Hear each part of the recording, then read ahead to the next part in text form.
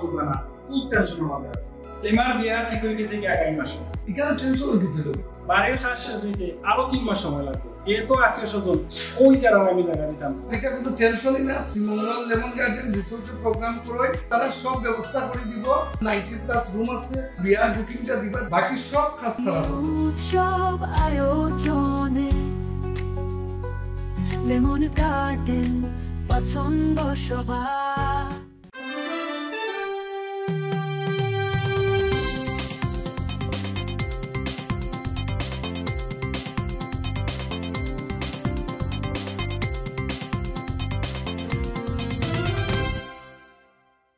আসসালামু আলাইকুম। আমন্ত্রণ সবাইকে সিলেট স্টুডিও থেকে চ্যানেল এস সিলেট নিউজে।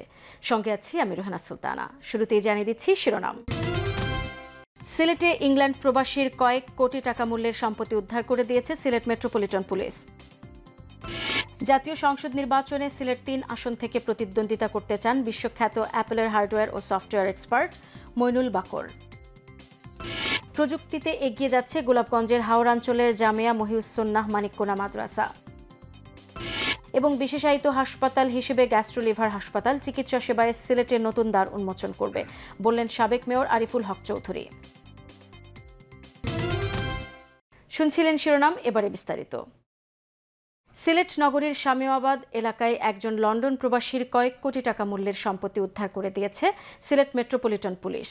উদ্ধারের পর আয়োজিত কৃতজ্ঞতাসূচক অনুষ্ঠানে এসএমপির পুলিশ কমিশনার মোহাম্মদ রেজাউল করিম বলেছেন, প্রকৃত মালিক তাদের জায়গায় থাকবে, অবৈধ দখলদার নয়। জবরদখলকারীদের বিরুদ্ধে কঠোর ব্যবস্থা চলমান থাকবে। সিলেট থেকে বিস্তারিত জানাচ্ছেন মুইনুদ্দিন মঞ্জু। ক্যামেরায় ছিলেন শামীম হোসেন। আমার পেছনে যে বহুতল 5তলা বিশিষ্ট ভবনটি দেখতে পাচ্ছেন, এই ভবনটির মালিক একজন যুক্তরাজ্য প্রবাসী। 2018 সাল থেকে এই ভবনটি দুর্বৃত্তরা দখল করে রেখেছিল। বর্তমান সিলেটের পুলিশ কমিশনারের বলিষ্ঠ পদক্ষেপের কারণে আজকে এই ভবনটি দখলমুক্ত হয়েছে। উত্তরাধিকার সূত্রে বাড়িটির বর্তমান মালিক লন্ডন প্রবাসী সোহেল বেগ জানালেন, বিগত আওয়ামী লীগ সরকারের আমলে বাড়িটি দখল করে নামকরণ করা হয়েছিল হোয়াইট হাউস। তখন নিষিদ্ধ ঘোষিত ছাত্রলীগের নেতারা দখলে ছিল। 5 আগস্টের পর বাড়িটি নতুন করে দখলে নেয় ছাত্রদলের নেতারা। একটা স্বামীখানে করছেন, স্বামীখানে বাদে দেখা গেছে তুষার ছাত্রলীগর বাদে 1 আগস্টর ছাত্রর কিতার অভ্যুত্থানের পরে একটা তারা দেখা গেছে বিএনপির ফাহিম নামে একজন ছাত্রদলের। সো আমরা ইয়ে হয়েছি তারে, সো পুলিশ লোক ইয়া ইসলাম, তারা আমার বই দেখাইছে, হুমকি দিছে মারবো। তারপর তো আমরা সহযোগিতা নিলাম কমিশনারের। তখন তারা তো কাগজ দেখলা, তখন তারা আর পুলিশ স্টেশন তারা কাগজ গেছে না, কারণ তারা তো সঠিক কাগজ নাই। বাড়ির মালিক এবার দেশে এসে সিলেট মহানগর জামাতের আমির মোহাম্মদ ফখরুল ইসলামের দ্বারস্থ হলে তিনি পুলিশ কমিশনারকে বিষয়টি অবহিত করলে পুলিশি অভিযানে জায়গাটি অপদখলমুক্ত হয়। আলহামদুলিল্লাহ, ভদ্রলোক খুবই অসহায় একজন মানুষ, এবং যখনই গেছে তখন দেখলাম যে এতই সহজ সরল এবং অসহায়, তাকে সাহায্য করাটা আমাদের নৈতিক দায়িত্ব। এবং এই পরিবর্তিত পরিস্থিতিতে তার এই একটা নিজের প্রাপ্যটাকে পাওয়ার জন্য যতটুকু সহযোগিতা দরকার আমাদের করা উচিত। সেই জায়গা থেকে আমি পুলিশ কমিশনার মহোদয়কে বিষয়টা নিয়ে অনুরোধ করেছিলাম, এবং উনি ওনার জায়গা থেকে যথার্থই ব্যবস্থা নিয়েছেন। এদিকে সিলেট মেট্রোপলিটন পুলিশের আইনি সহায়তা ও দক্ষ তৎপরতার মাধ্যমে বাড়িটি দখলমুক্ত হওয়ায় মালিক ও এলাকাবাসীর পক্ষ থেকে মঙ্গলবার শামীমাবাদ এলাকায় কৃতজ্ঞতা ও ধন্যবাদ জ্ঞাপন সভা হয়। এ সময় মহানগর বিএনপির ভারপ্রাপ্ত সভাপতি রেজাউল হাসান কোয়েস্টুদি, মহানগর জামাতের আমির মোহাম্মদ ফখরুল ইসলাম ও সিলেট প্রেস ক্লাবের সাবেক সভাপতি মুক্তাবিসুন নূর অতিথি হিসেবে উপস্থিত ছিলেন।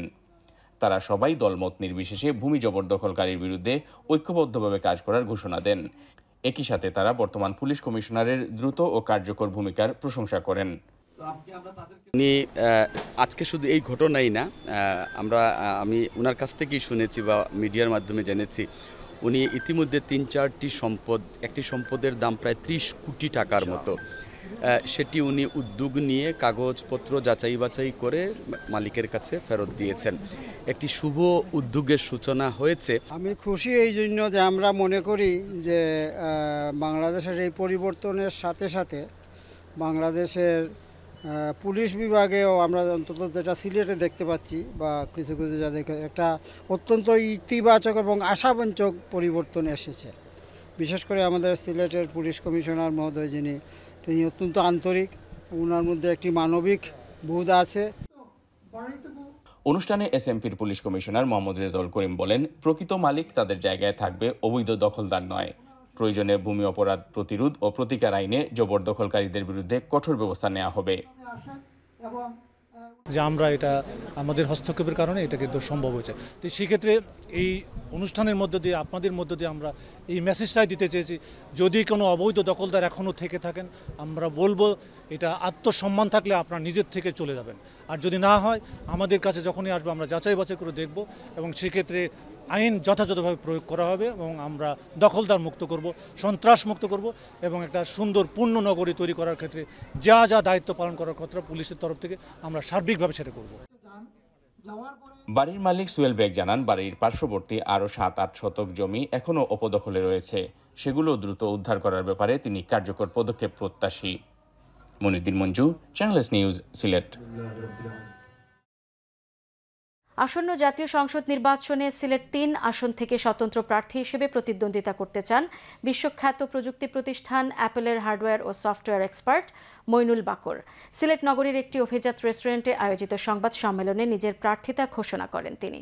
যুক্তরাজ্য প্রবাসী প্রযুক্তিবিদ মইনুল বাকর, তিনি সিলেটের বালাগঞ্জ উপজেলার বোয়ালজুর ইসলামপুর গ্রামের সম্ভ্রান্ত পরিবারের সন্তান।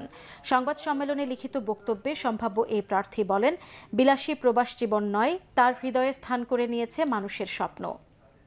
তাছাড়াও দীর্ঘদিন দেশে নির্বাচনের পরিবেশ ফিরে আসায় মানুষের সেবা করার সুযোগ এসেছে, সেজন্যই মানুষের সেবা করার ব্রত নিয়ে নির্বাচনে লড়তে চান।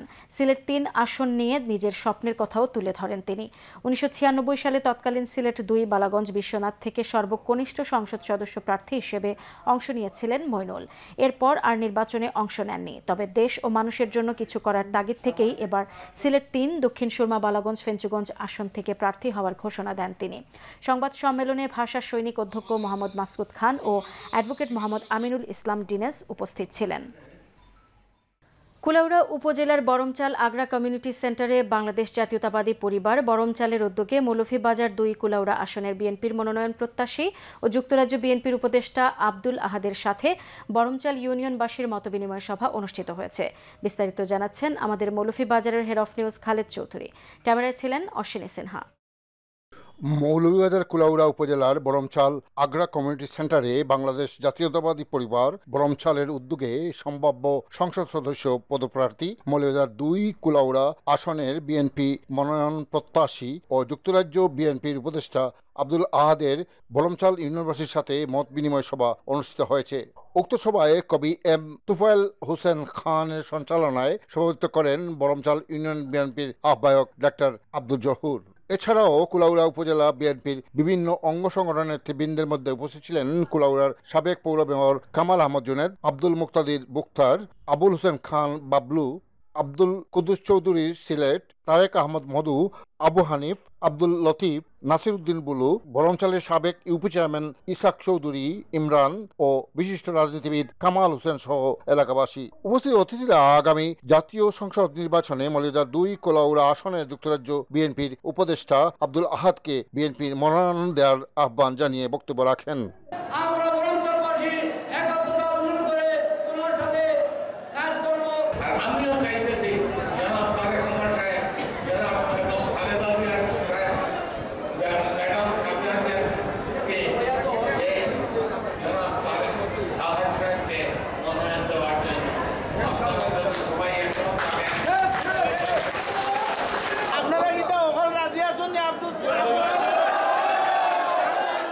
আমাদের বরমচালবাসী আমরা আশা করি উনি যদি বাংলাদেশ জাতীয়তাবাদী দল বিএনপির মনোনয়ন নিয়ে আসতে পারেন, আমাদের সার্বিক সহযোগিতা ওনার জন্য থাকবে ইনশাআল্লাহ। তার পক্ষে বিজয় ছিনিয়ে আনতে আমরা আমাদের যতটুকু করণীয় তা করব ইনশাআল্লাহ। তিনি এই এলাকাকে নিয়ে কাজ করতে চান, তিনি তাদের শিশির মনোনয়ন প্রত্যাশী। যদি আপনারা আমাকে মতামত দেন তাহলে উনি আমাদের নেতা জনাব তারেক রহমান সাহেবের কাছে তিনি তাদের শীষ চাইবেন। আর যদি তিনি তাদের শীষ পান তাহলে এই এলাকায় সংসদ নির্বাচন করবেন। এটাই হচ্ছে আজকে অনুষ্ঠানের মূল বক্তব্য। অনুষ্ঠানের শেষ পর্যায়ে যুক্তরাজ্য বিএনপি উপদেষ্টা আব্দুল আহাদ ভার্চুয়ালি এলাকাবাসীর উদ্দেশ্যে বক্তব্য রাখেন।